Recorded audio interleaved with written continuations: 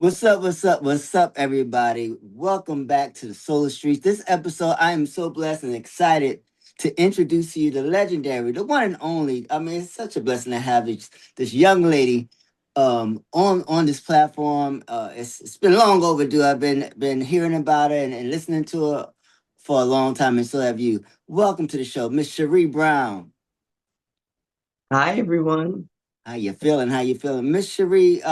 How you just celebrated your 70th and you look amazing.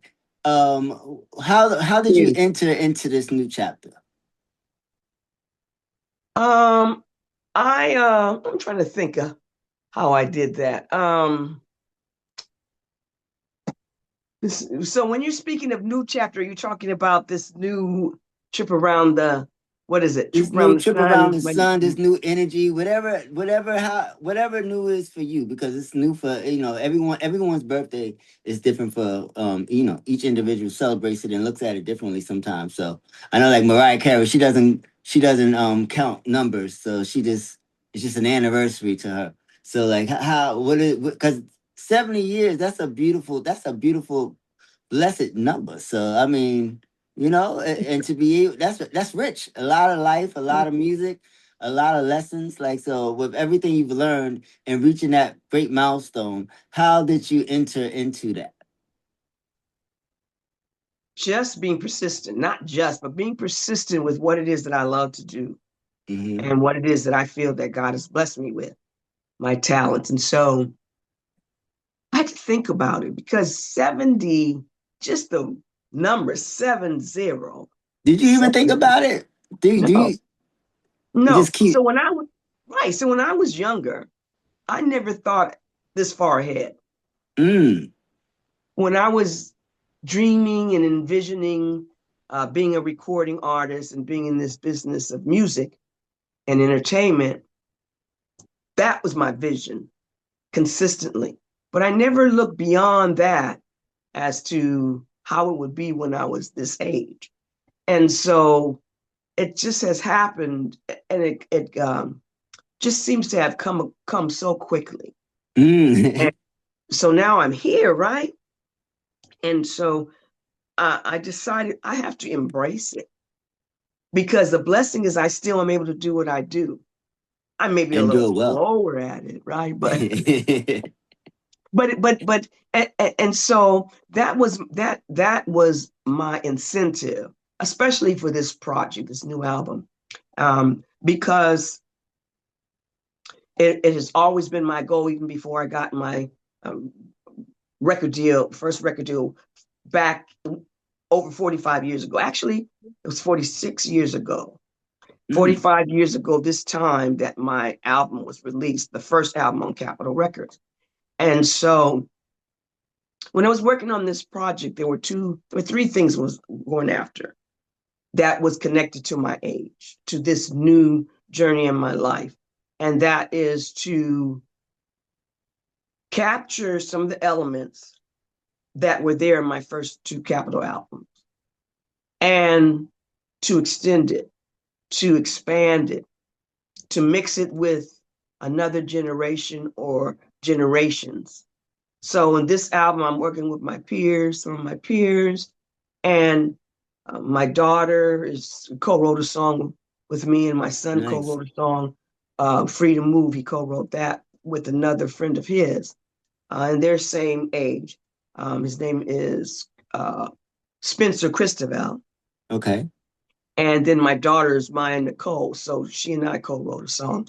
And then there are a number of upcoming artists and musicians, arrangers that I'm working with on this project, and they're working with people like Bruno Mars and Mm, Anderson Paak, and one of the young men works with Solange, okay.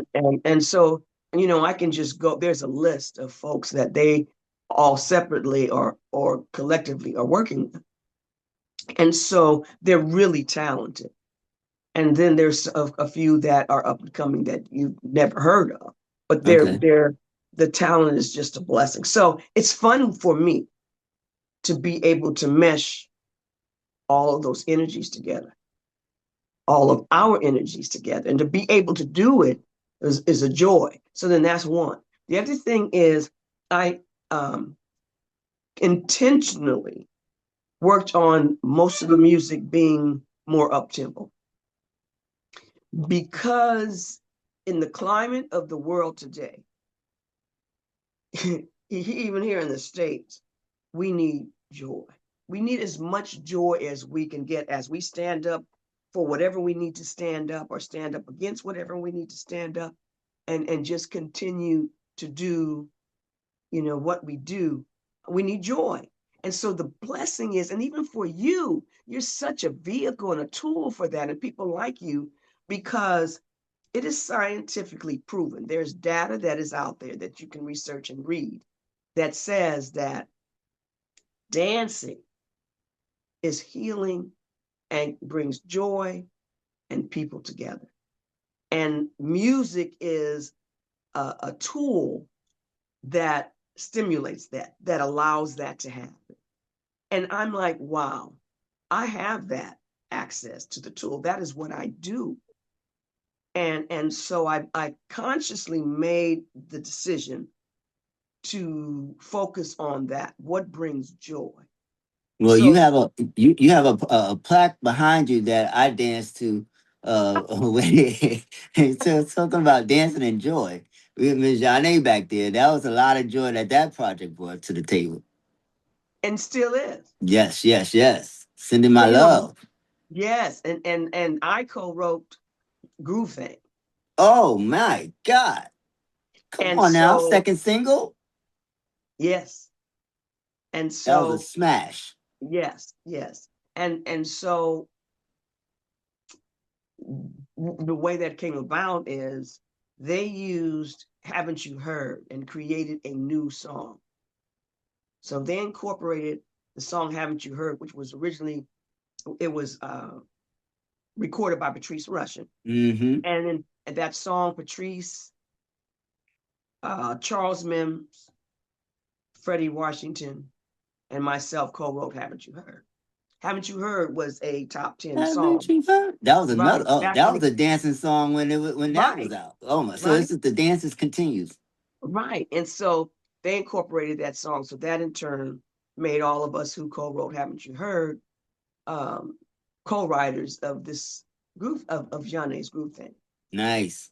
And so that Haven't You Heard is still out there playing. Still out there. You hear Groove that just Thing. as much as you hear group thing, if not more. Yeah. And Especially so here in New it's, York.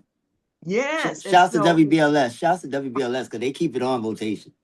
that is awesome. Thank you, WBLS. I like WBLS. When I was with Capitol and I would go on promotional tours, that was one of the stations we would go to. Okay. And so what happens with this new project, and because I'm entered entered into my 70th year of life, is a lot of retrospection, that's going on, thinking back, memories, Mm. and the joy that comes with that is that there's so many positive memories that have brought me to this point and to this point in my career. And a lot of those friendships I've sustained since back in the late 70s. In fact, one of the songs on this album, let me tell you a little story. About a year and a half ago, I found some old cassettes at my house. And I said, let me put this in my cassette player and see what's on here. And on that cassette, one of the things that was on it was a recording, an actual recording that Patrice Rushen and I did about 50 years ago. Oh my God. And she was still at home with her mom and dad and her younger sister. So we were 19 and 20 years old.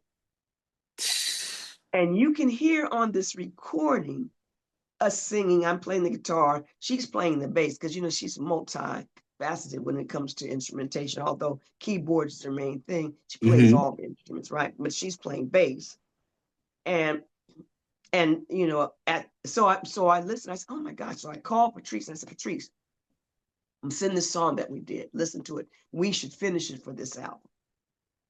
And she said, Yes, she said. Did she remember it? Did you remember it when you put on the tape? Did you remember Yeah, it? Do you remember the yeah, energy and that was in the song when y'all was creating it?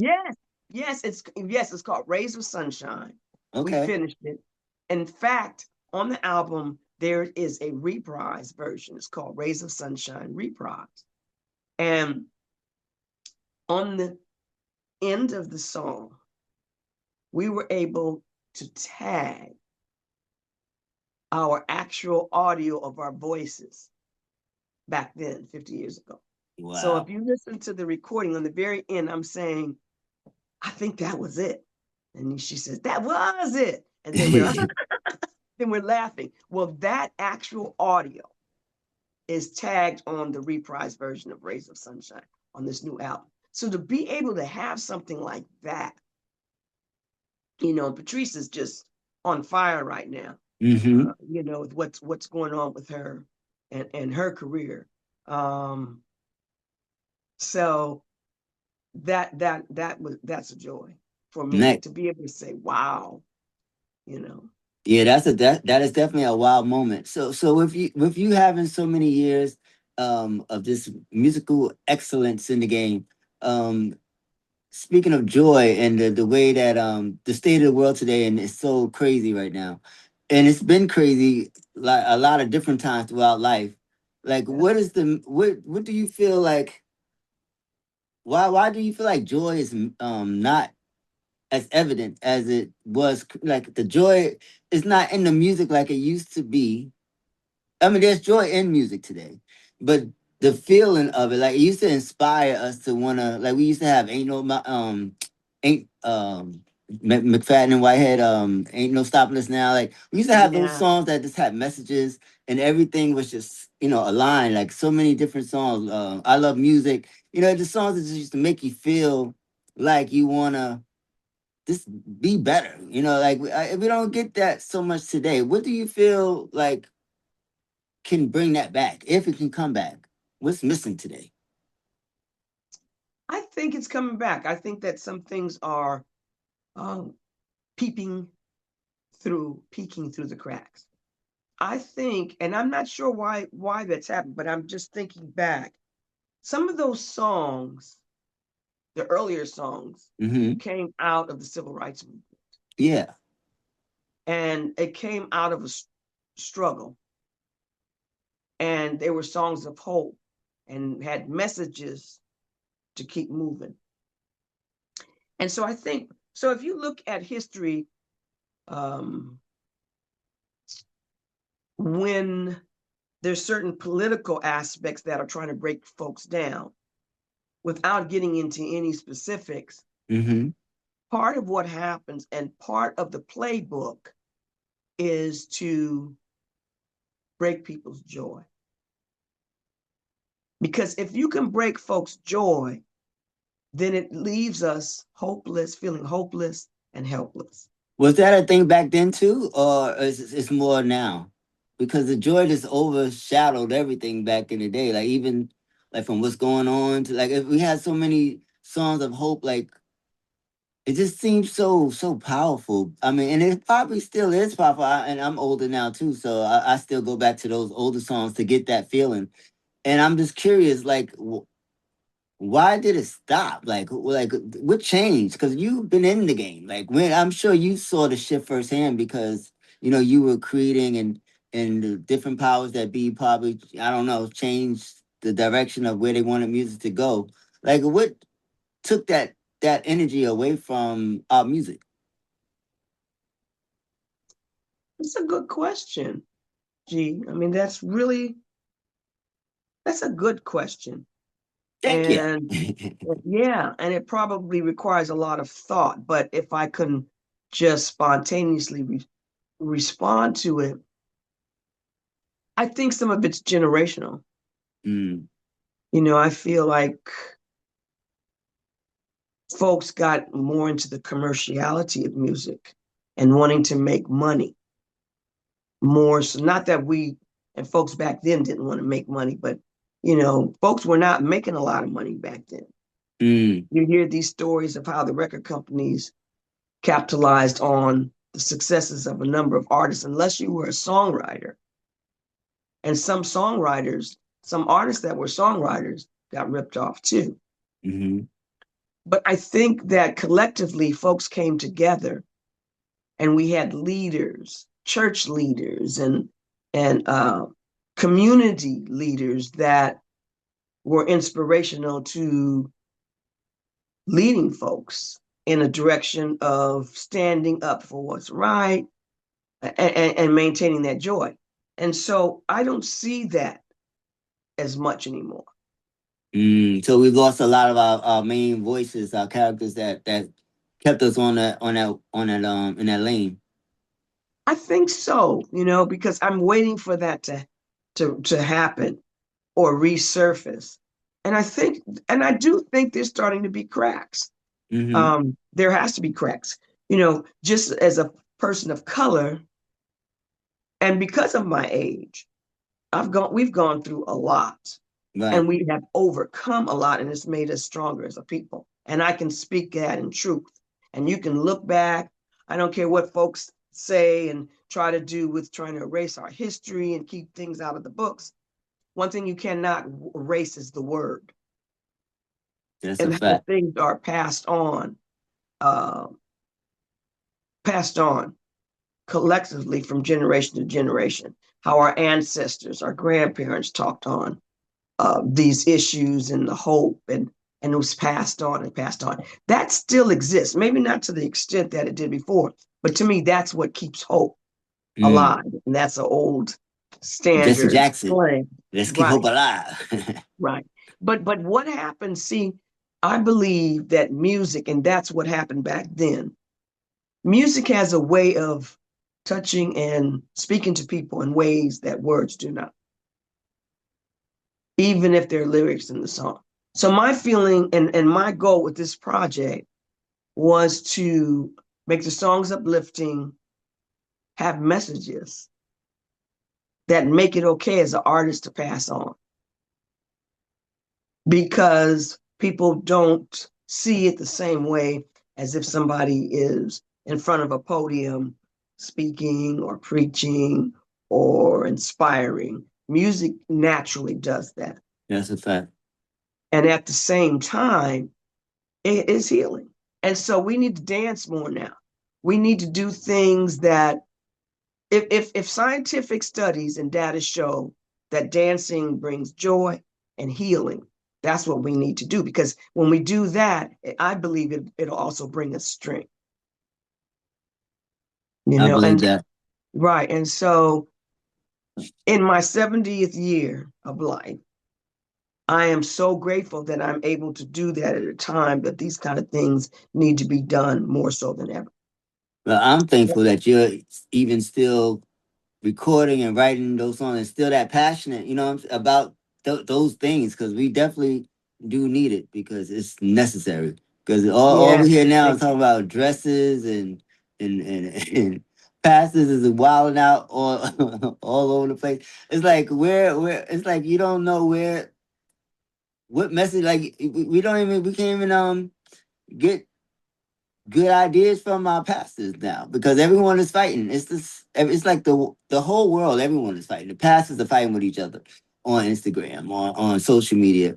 The first ladies are complaining. Everybody's just like it's just something within our community. Before the church used to be so sacred and you can find hope and peace and healing in the church. But now you go, you don't know if you're safe to go there, if you're gonna get that feeling when you go there. So I'm glad to know that there's gonna be some music coming that's going to give us and bring us and center us back into that energy. That's going to be amazing. Yeah, thank you. And one of the things too that is challenging for me as an artist uh, is getting the music out. So that's why I appreciate you and doing things like this because I'm not with a major label anymore. I'm independent. Okay. This album is released from Expansion Records out of the UK. So they're an independent company, but they're credible and legit, and they have some creds behind them. So they just are distributing this album for me as an independent artist and label.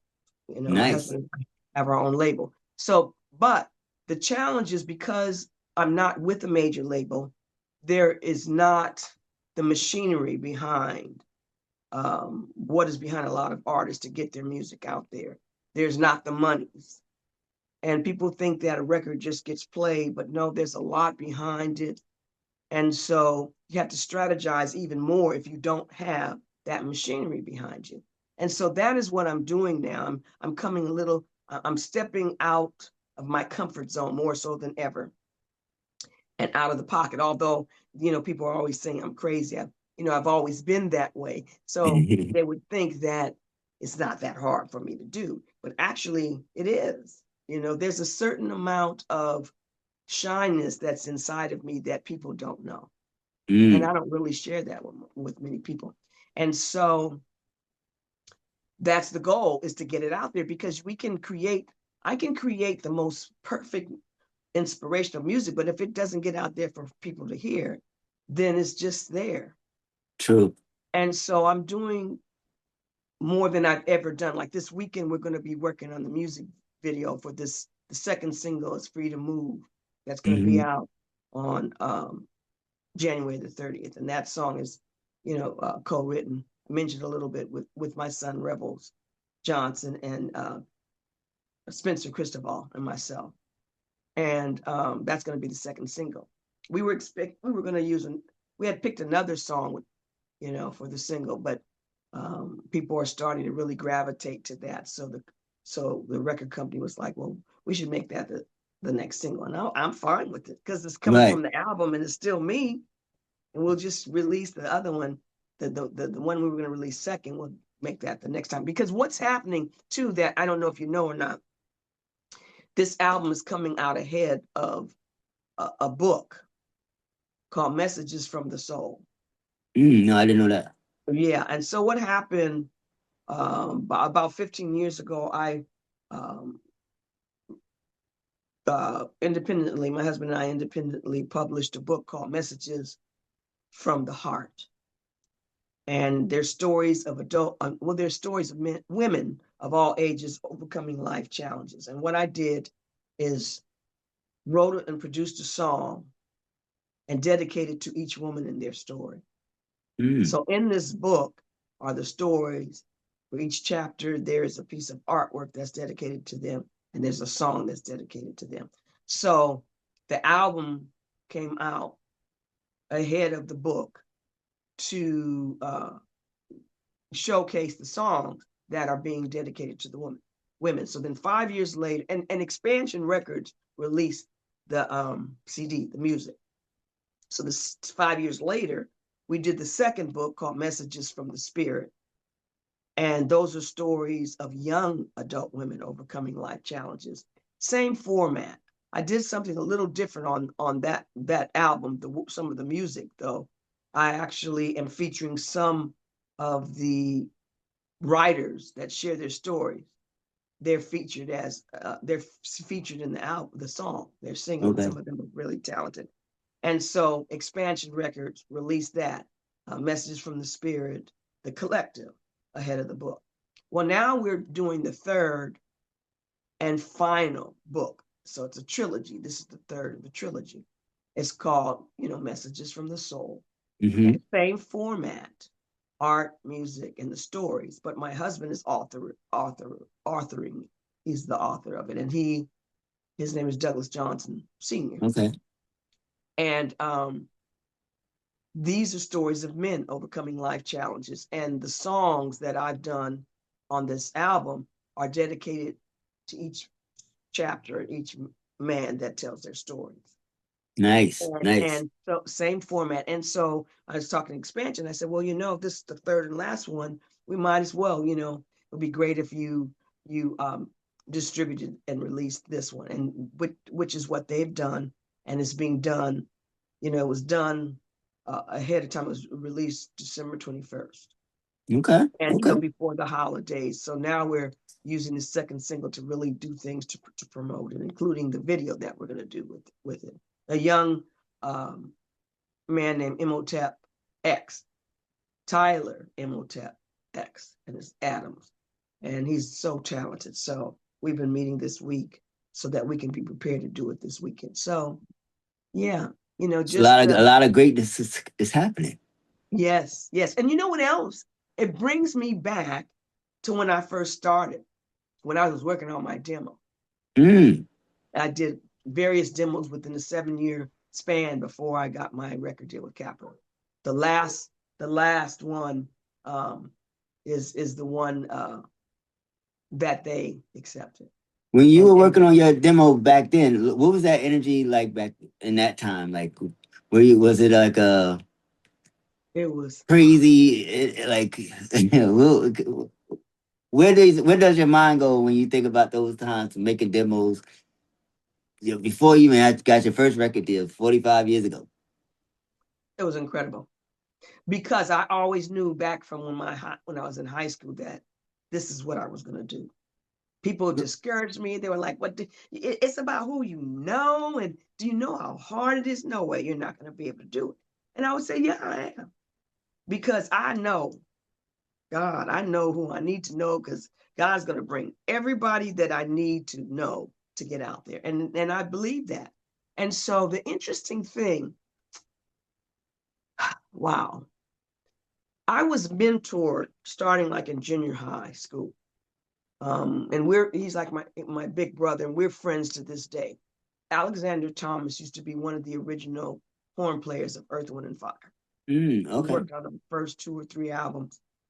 And but he played with everybody. He was one of the premier session guys recording on everybody's album. He did a lot of Motown stuff. He toured with Rufus and Gladys Knight folks. And then of course Earth, Wind, and Fire. Well, around the time that he was coming out of Earth, Wind, and Fire, he started mentoring me. Now, the interesting thing is that he was my neighbor growing up. Mm. But because there was a 10-year difference, you know, especially when you're a young kid, that's like A age, long time. age, Yeah. whoa, age, wait. And he used to, because I remember he was 2 doors up the street 2 doors from our house on the same Hmm. side of the street. And we would hear him practice his trombone every day. And we'd be like, oh, there goes Alex again practicing his trombone. You know, when you're 10 and 11 or 8, you're not, it's like, oh, this, you know, Did there's any not. of the music come to you? Did any of it connect to you at all outside of that feeling, just being young? But was it like oh, you know what? This is whatever. I kind of like it. No, it Not at never all. did. It never did.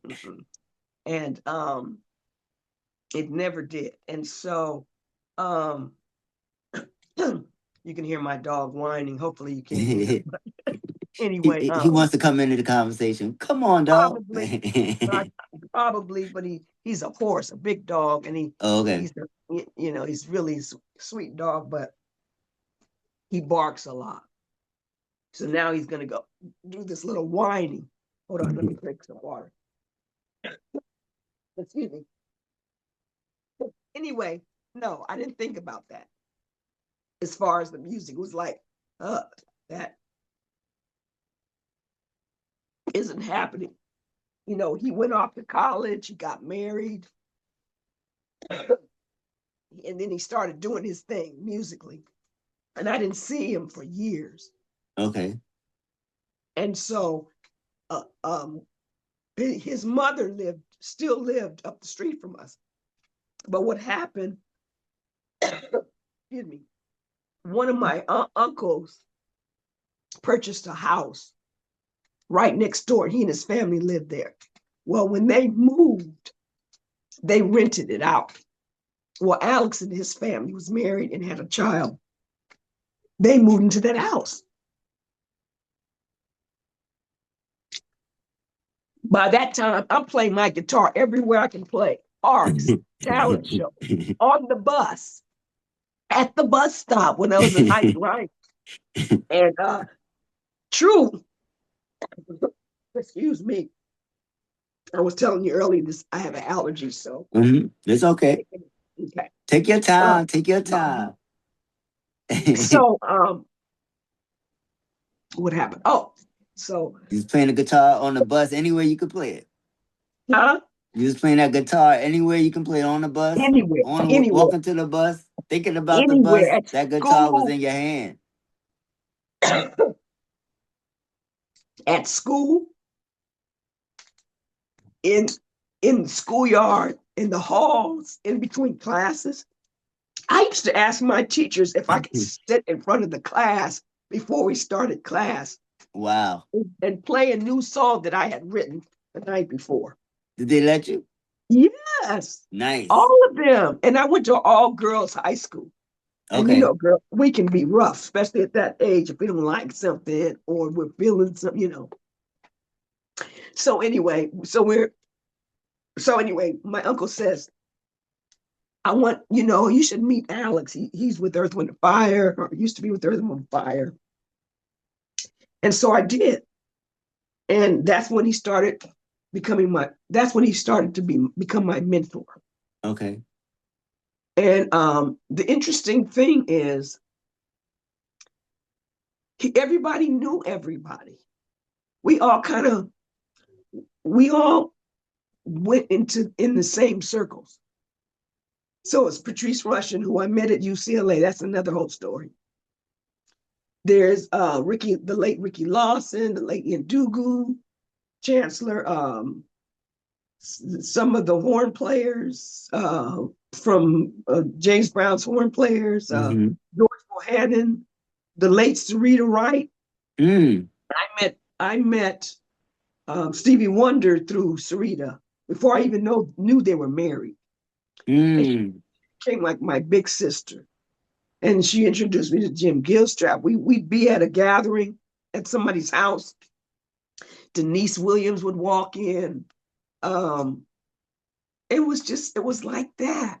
And some of these same folks worked on my demos within that 7-year span. So Okay. I'm working with these kind of folks on my demos. So your demo was fire.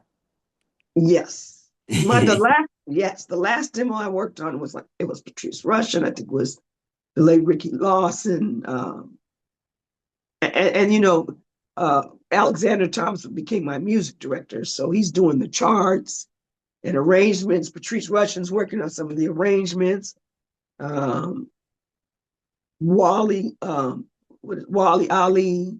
Mm. These are older folks that have been around that did a lot of stuff back in the day. The late Reggie Andrews, who co-produced Patrice's stuff when she first came out. He co-produced with Patrice and Charles Mims. But he was the music teacher at Locke High School. Everybody came out of Locke. Okay. Gerald Albright. Joe, all right. Oh my God. Paul Jackson Jr. We used to have lunch every day, just as friends, because I was just out of high school. I was working at USC's dental supply store at their dental school, and Paul Jackson Jr. was going to USC's, and he was in USC's music department. And so we already knew each other. We would just say, "Oh, you're gonna have lunch? I'll take my lunch at that time." I mean, but these are the people. When I started dating my husband, his dad was from the 1920 eras, 30s, 40s, and was moved in a political circle out of San Francisco, but he was here in LA a lot.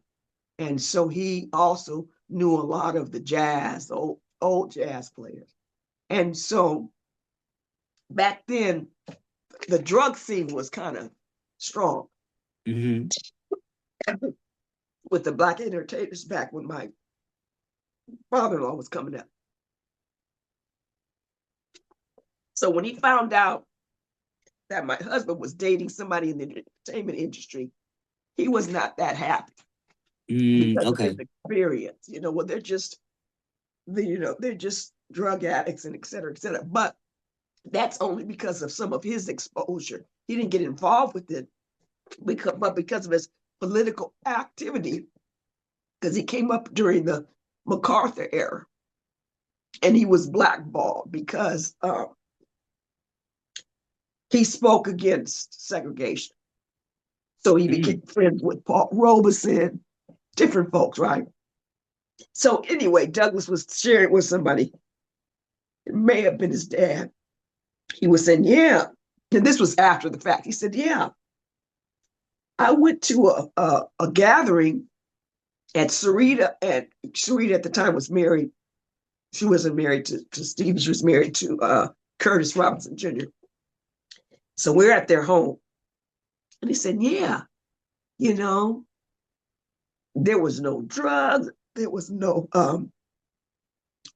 he said, they weren't even eating meat. They were all vegetarians.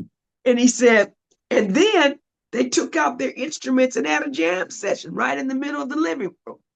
Wow. That That's was the what I was, drug. Music. yeah, Music was the yeah, drug. right. So that's the exposure that I had. Those were folks that became my friends.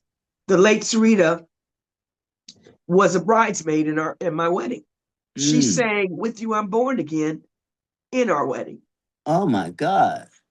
You know, as a soloist, because it was a duet that she did with the late what can't I think of his name? Yeah, I just saw that video too, of them singing it. Yeah, it was for a movie, Yeah. Fast Oh, Break or something. Billy Preston. Billy Preston, yeah. Yeah, yeah. So, you know, I know you didn't ask all those things, but No, you know, that's listen, this is what happens when you speaking to legacy. You feel me? It's like you thank get you. you get to hear stories that you will never. I mean, this is why the show is so important to me, because I get a chance to sometimes hear some stories that are just stories that I would never even think about. Wow. Wouldn't even know That's to think about. So and that, these are not just regular stories. These are songs that we grew up to listening to as kids, and this is songs are being sung by the original artists at your wedding. This is legendary. I'm well, honored. I'm honored. yeah, and then so when I think about things like that, back to things like that, I just realize how blessed I am. Even how I met Patrice Russian. Um, it was here in Los Angeles. It was called Jazz Week, Mhm. and UCLA, University of California, Los Angeles, had a lecture series, and they had different artists lecturing. And so Joe Paz was one of the presenters, and he plays the electric guitar and jazz artist, a jazz guitarist. And I'm thinking, okay, I'm gonna go hear him. So I remember I still was at home at the time, and it was an hour, maybe an hour 15 hour 15-minute ride from my house to Mhm. UCLA's campus. So I took the bus, you know, I was on the bus, and I took my guitar. Of course, I took my guitar, right? But I take my guitar to Joe Pass's presentation, his lecture, because I'm thinking I brought my guitar because I'm thinking it's going to be a hands-on lecture. And it turned out not to be. It turned out to be just a lecture. And I was a little disappointed, you know, because I was expecting it to be hands-on. And so during their intermission, the break, uh, I went out in the hall, and I saw a friend of mine who was Mhm. in the lecture across the hall. And she said, "You should go see this girl, this sister that's over here. She's bad." I said, "Okay, I'm gonna take the word from my friend." I had a lot of respect for her. So I grabbed my guitar. And she's like, we go to the same high school, but she's older than me. She's like my big sister. I'm a freshman and she's a senior. Okay.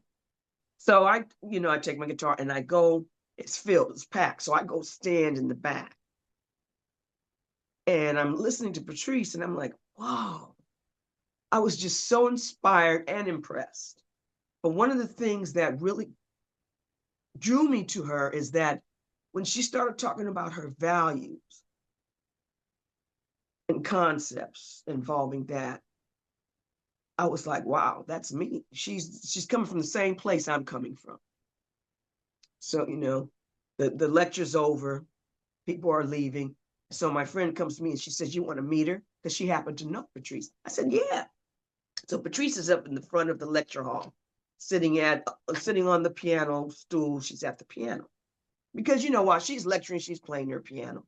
And Right. Joe Pass did the same, but I never was able to take out my guitar. And so when I went up to meet Patrice, of course, I had my guitar with me. And she says, "You play that?" She looked down at my guitar case. She said, "You play that?" I said, "Yeah." She said, take it out and play something for me." So you didn't have to ask me twice. All that And playing paid off.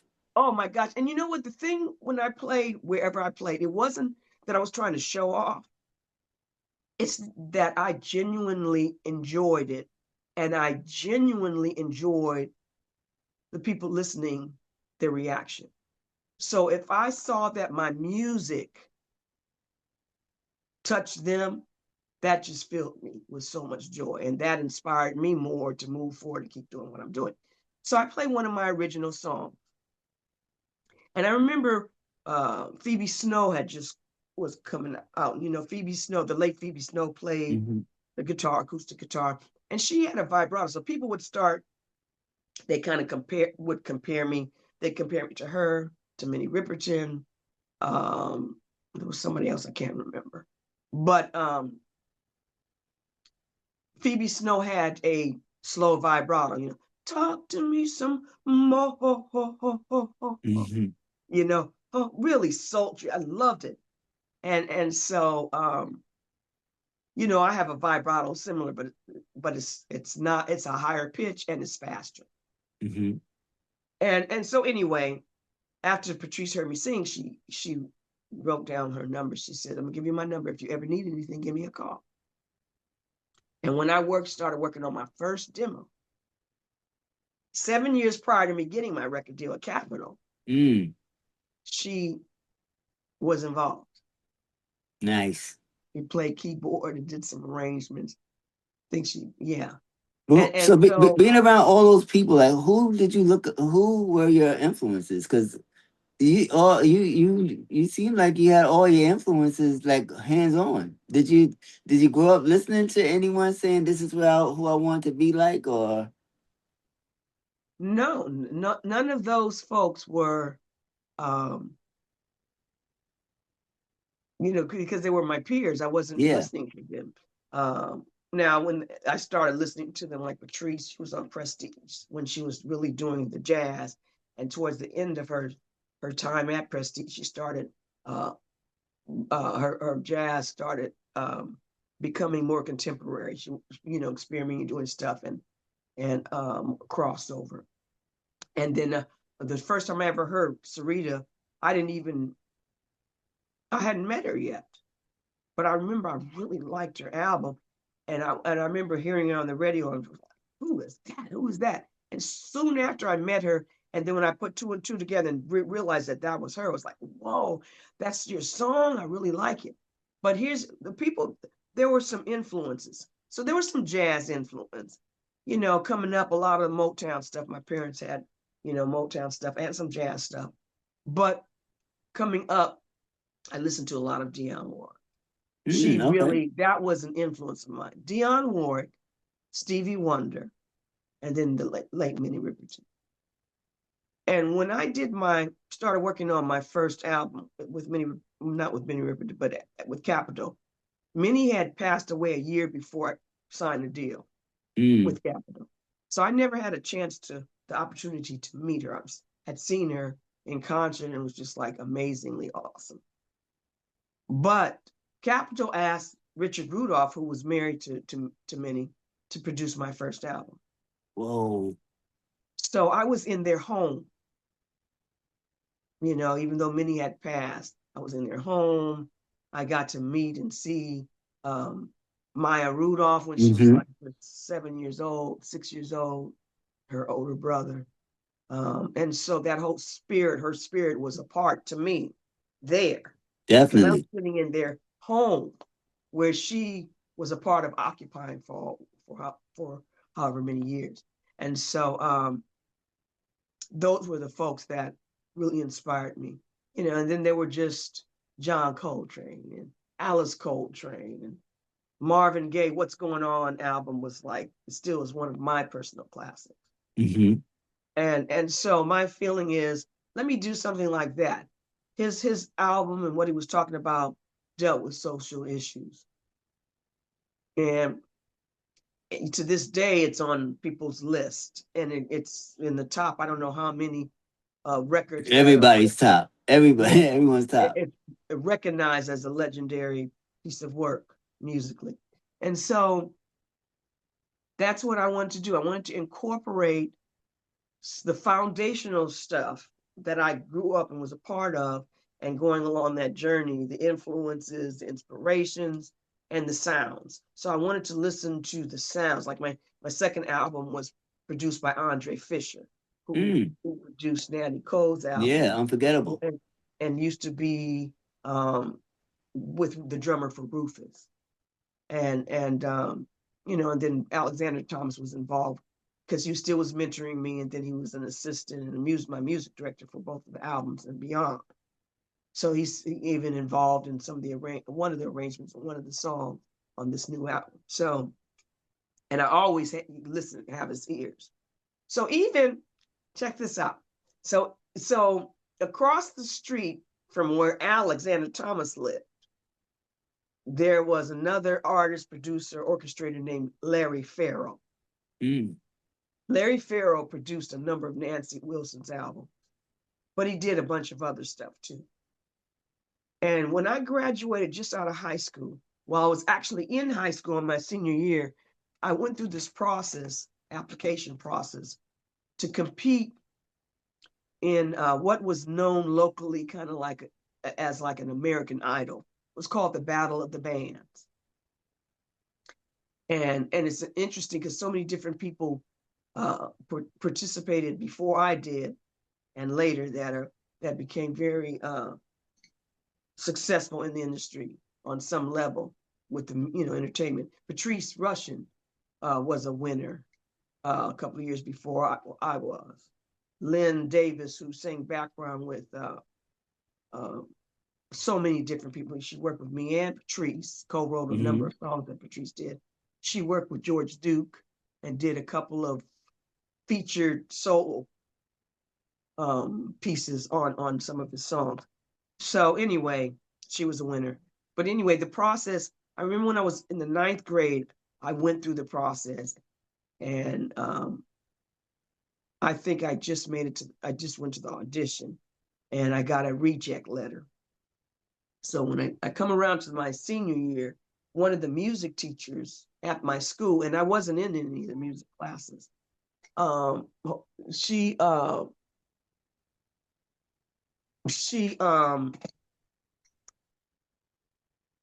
said, you know what, because by this time I'm performing at big assemblies at the school for the whole student body, all the girls from 9th through 12th grade, and I'm doing my original stuff and playing my guitar, and I'm getting standing ovations. I'm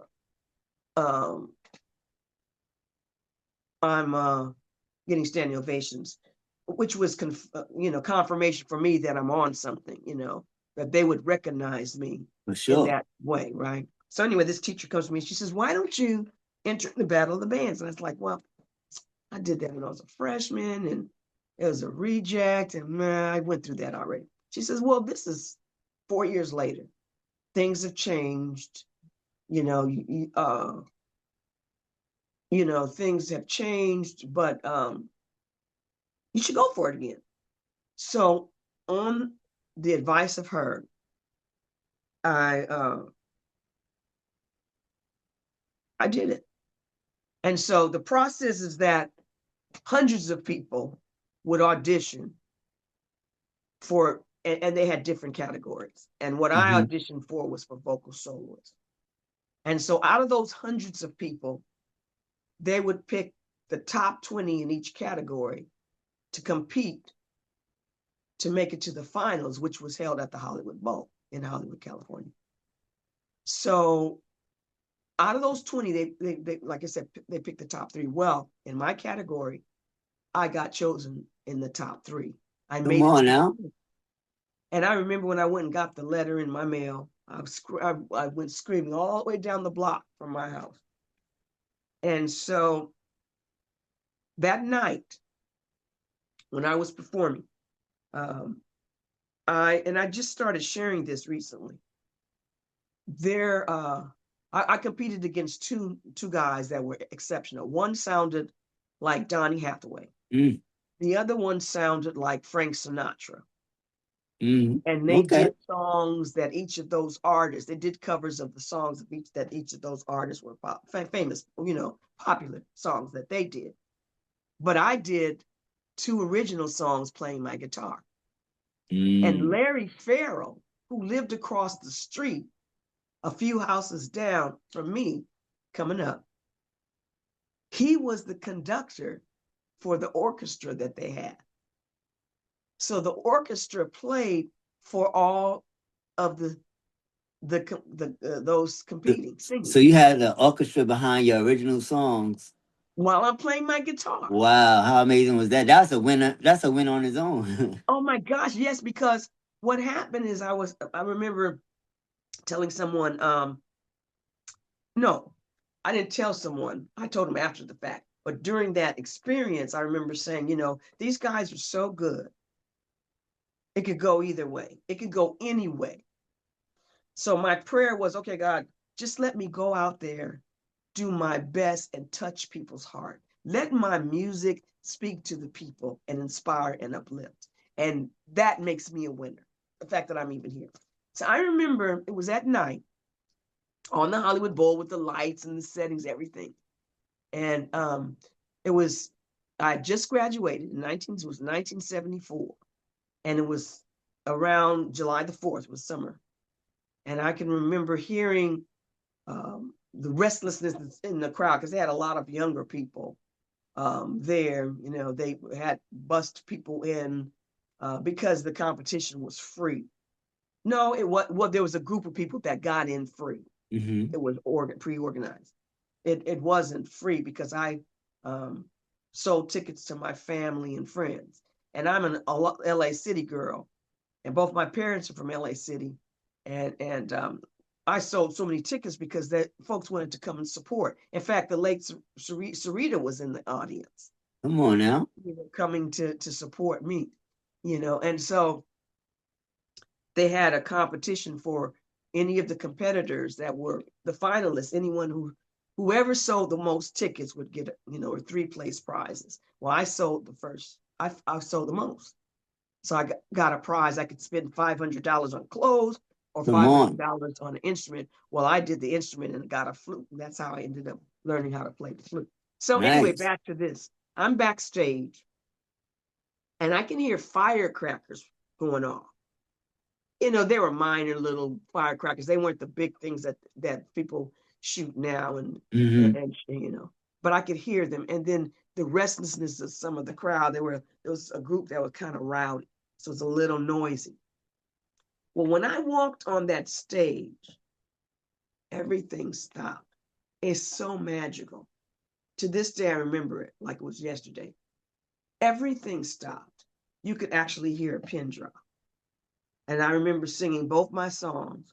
I remember doing this little vocal lick that I was just inspired to do spontaneously. And the audience just erupted. They went, wow. I was like, wow. And so after I played, and the orchestra's playing everything, right? When I played and I got off the stage, everybody went back to the restlessness and popping the firecrackers and being a little noisy. And so I remember somebody came up to me afterwards, one of my friends, and they said, you know what? When you got on the stage, you could hear a pin drop. So that was great to hear because it wasn't like I was imagining things. It was just like I just zoned out and was just into the spirit of the music and to connecting with the spirit of the people in the audience. It was so, oh my gosh. And that was my deciding factor that this is what I'm meant to do. Because I wanted to be an attorney, I was real involved with debate and speech. And I used to joke. I wasn't really joking. I said, I'm going to be a singing attorney. Well, Mm-hmm. after that, I said, forget the attorney. This is what I'm supposed to be doing. And that's what I'm going to move forward doing. And I did relentlessly. relentlessly. And my What tour, was some of what, if any, the struggles like pursuing back then? just having the money to go into the studio to do the demos. That's a struggle today. Right, right. And so I would have to do it in bits and pieces, and people were so supportive and impressed with my talent. They wanted to do something. So I remember one time there was a very popular producer who produced a real popular. This artist was a white artist, but he was major, and he was an artist at what used to be called RCA Records. It used to be a big record company. Mm-hmm.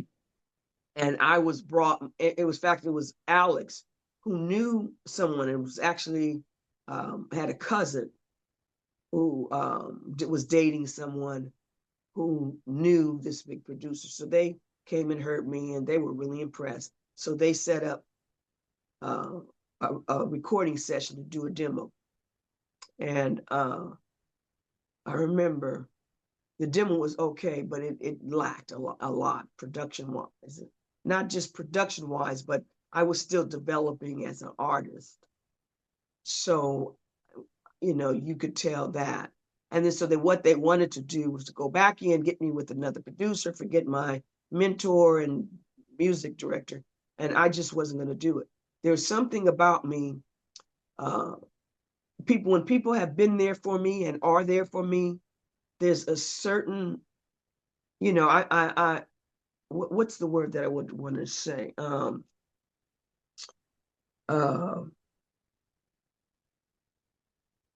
just I can't Loyalty. think. Yes, thank you. Loyalty, certain loyalty that I have, and that I want to stick with them, especially if I bleed in the process that's going on, and that collaboration. And so I said no.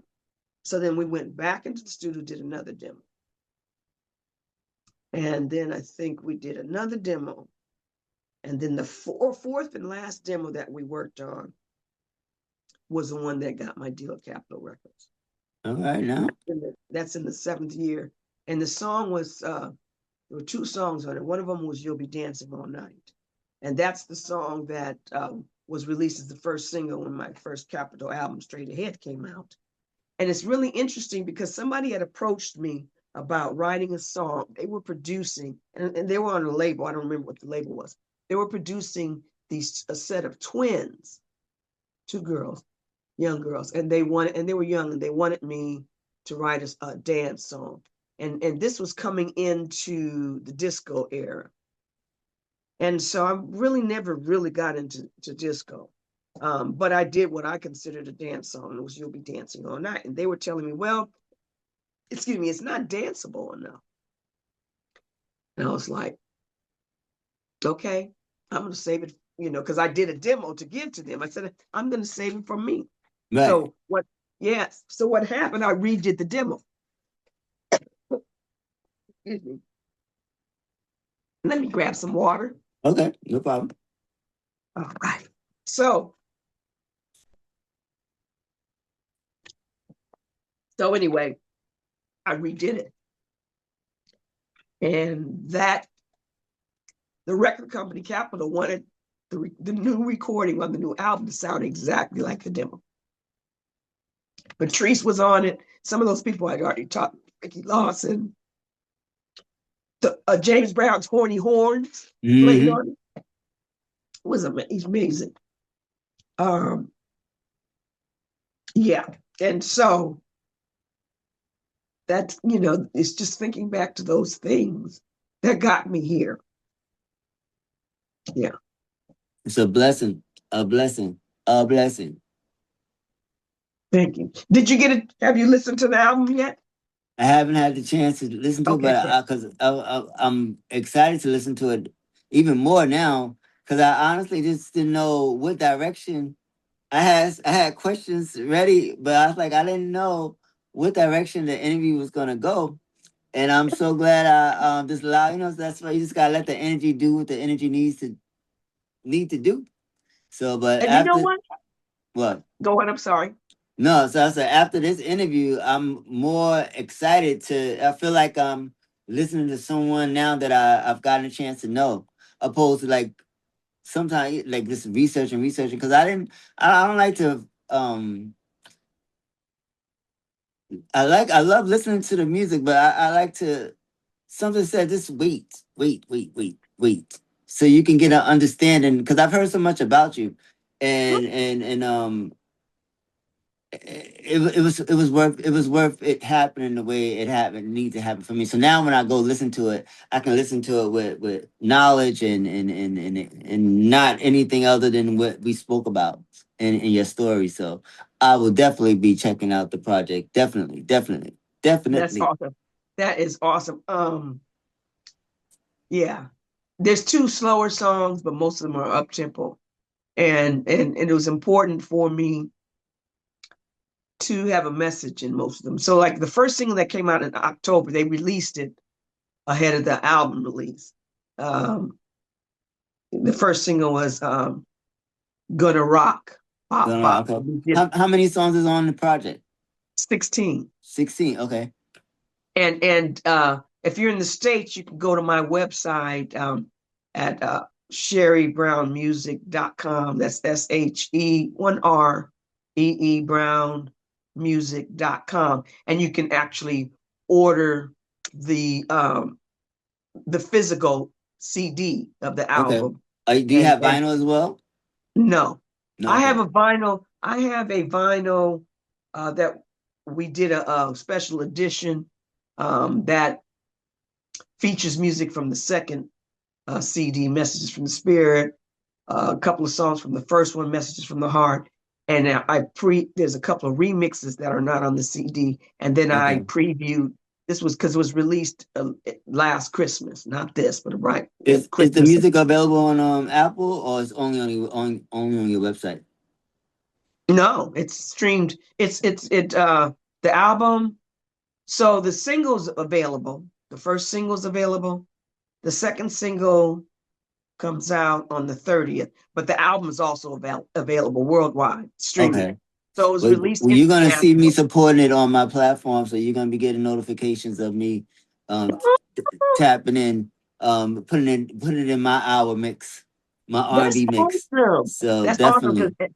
And then let me know what you think. So the second single, which is coming out on the 30th of this month, Hmm. is called Freedom Move. And I wanted a Afro beat, and so I went to my son and his friend for them to create that. So that's how that whole collaboration came about, because I wanted to come, um, a little bit out of my comfort zone. I Yeah, you wanted to want to step go. a little bit. You wanted to resonate with the people that you're around, the energies that you're around, and also be authentic to what you feel. So, That's right. because it seems like you haven't missed the beat. Like you know what I'm saying. Like you know what's going on out here. Yeah, and a lot of that has to do with having young adult kids and now Hmm. grandkids. Like my oldest granddaughter is going to be 13 next month. Okay. And the youngest is going to be 2 in a couple of months. So there's a big range. And then with and both my daughter and my son are very active, and they're in circles with folks that are in the entertainment industry, and they're involved on some level. My daughter is a professional dancer, although she's not doing a lot of that now, but she also writes music and sings. And then my son is doing, he's an entrepreneur, but he does music and writing too. Not as, not on an ongoing, uh, he's not in an ongoing status. He doesn't do it all the time, but he's very talented. And then by me collaborating with these younger folks that work with all of these different folks that are out there. Like for instance, are you familiar with the late Roy Hargrove? Yes. Oh yes. So one of the musicians involved on one particular song, and he's worked on both of my albums, out of Expansion. But that's a part of this trilogy, right? The Messages trilogy. His name is Brian Hargrove, and Okay. he's the younger brother of the late Roy Hargrove. He's phenomenal. He plays keyboards. He does these fantastic orchestrations with the strings, um, And so anyway, I wanted to do this song, a message song for real. It's called I Am You, You Are Me.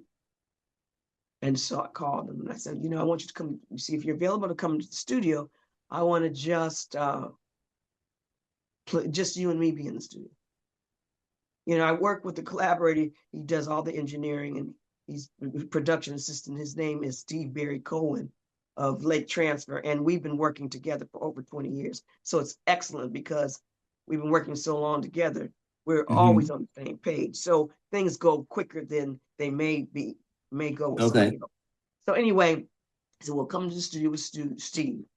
And I just want this song to feature my vocals, my guitar, you on keyboard, and your string arrangements. That's it. And so we went into the studio and I let him hear it for the first time in the studio and just kept playing it. And so organically, the arrangements that he did for it came about. The song was already written. It's beautiful. It is so pretty. And the message has to do with what's going on now. So if I look at any song, even the dance songs, it's about what's going on now. And it is about joy, right? And so he's done things with Solange, Brian has. He's just awesome. And then Marcus Pettit,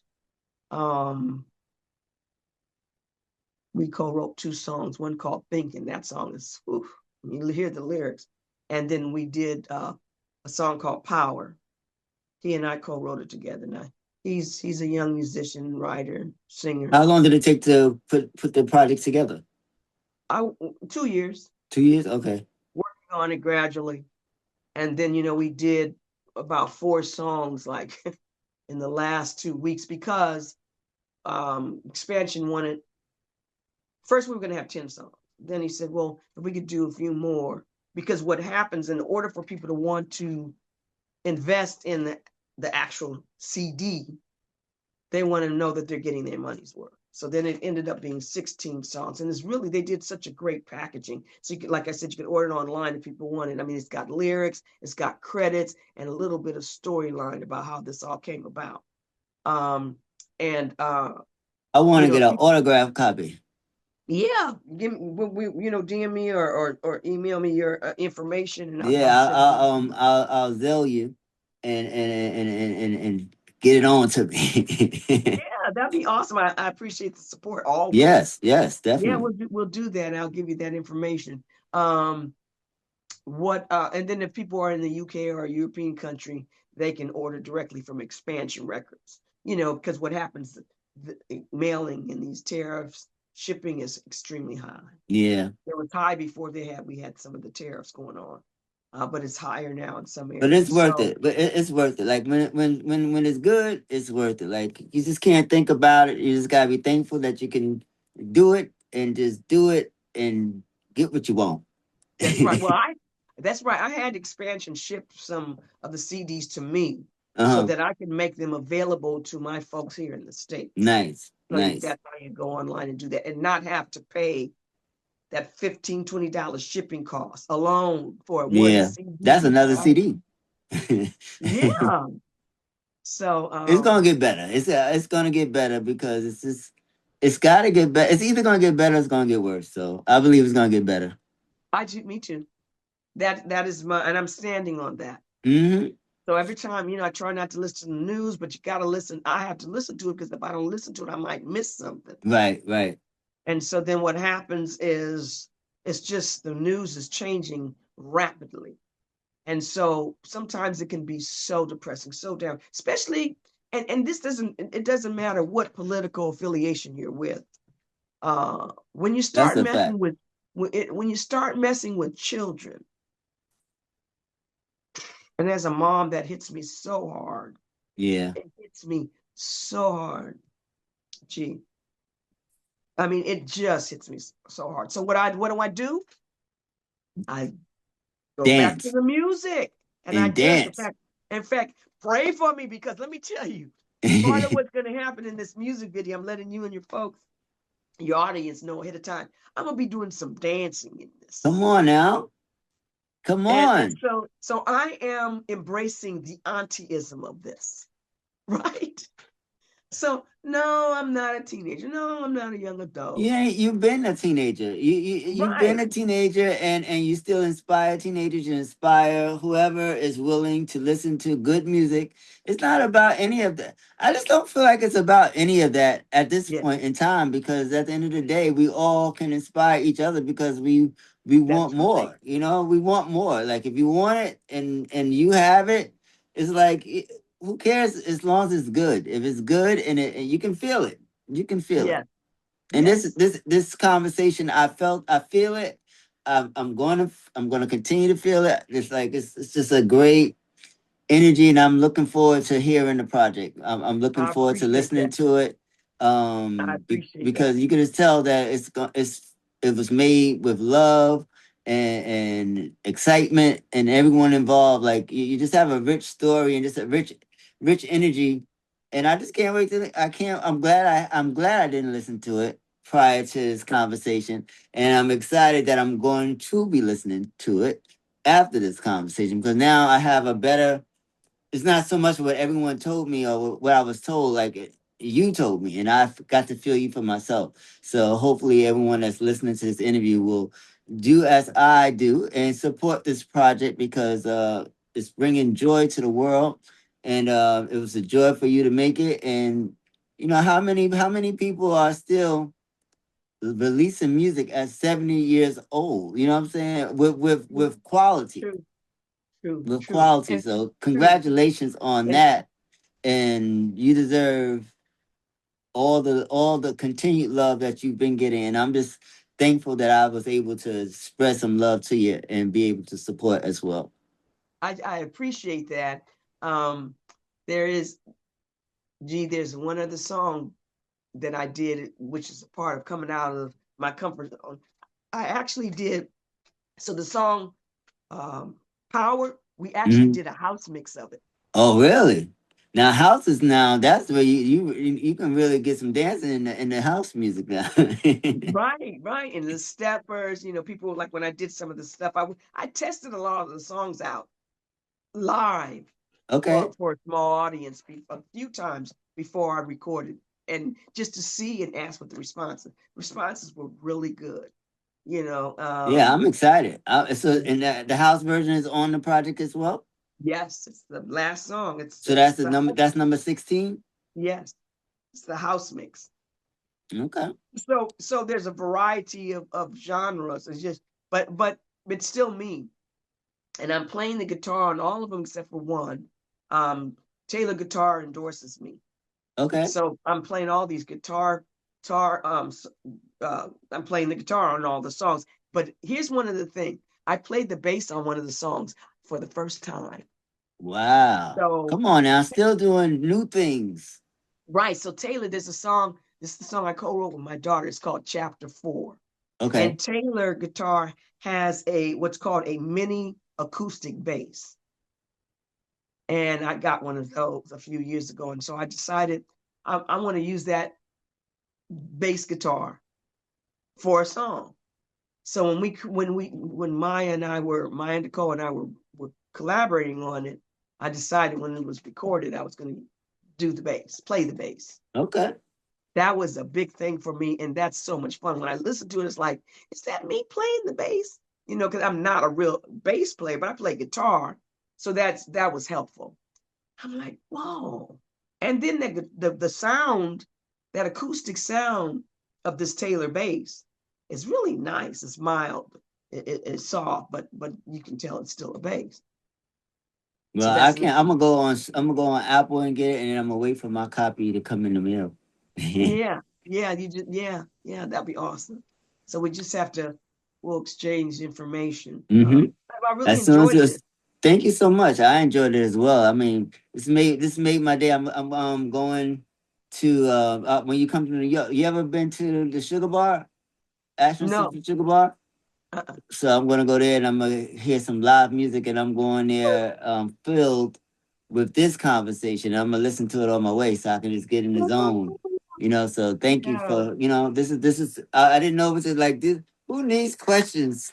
Throw all these things away. But you know what? That has a lot to do with you. This was a very, very comfortable interview for me.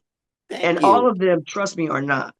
Really? And, Oh man. It should be you, because you're great to talk. You're great to listen to and to talk to. So I can just imagine what the music is gonna be when I listen to it. thank you, thank you. But as an interviewer, you gave me the freedom. But the things that you did ask just started me on a journey. I find I'm Mm. like talking. I'm like, I hope I'm not talking too much. And so, but it's your fault. It's Oh, I your take the fault. blame. I'll take the blame. It's your fault. No, Yeah, I better, and because we don't know how much time they give us on the Zoom. I know we don't get that much time. right, So right. how can the people find you on social media for those that don't know? So I have a YouTube channel called, and it's Real Sheree Brown, Real Sheree Brown, Sheree Brown. Mm-hmm.